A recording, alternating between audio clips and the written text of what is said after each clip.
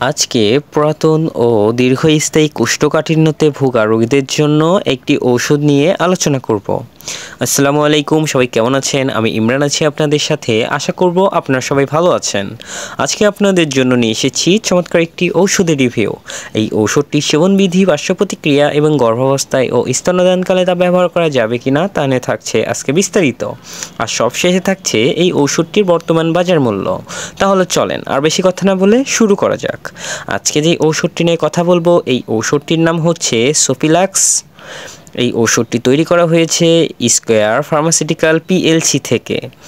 এই ঔষধটি সকল প্রকার কোষ্ঠকাঠিন্য রোগীদের জন্য নির্দেশিত। এখন আমরা জেনে নিব এই ঔষধটির মাত্রা ও সেবনবিধি।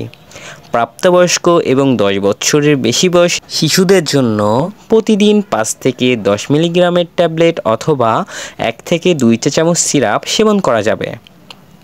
এখন জেনে নিব এই ঔষধটির পার্শ্ব প্রতিক্রিয়া। কিছু কিছু ব্যক্তিদের ক্ষেত্রে দেখা দিতে পারে, যেমন মাথা ঘোরা, ডায়রিয়া, পেট ব্যথা, বমি ইত্যাদি। এখন জেনে নিব গর্ভাবস্থায় ও স্তন্যদানকালে এই ঔষধটির ব্যবহার বিধি। গর্ভাবস্থায় এই ঔষধের কোনো ক্ষতিকর প্রভাব পাওয়া যায়নি। তারপরও গর্ভাবস্থায় প্রথম 3 মাস এই ঔষধটি ব্যবহার থেকে বিরত থাকুন এবং স্তনদানকালে এই ঔষধ ব্যবহার করতে পারবেন।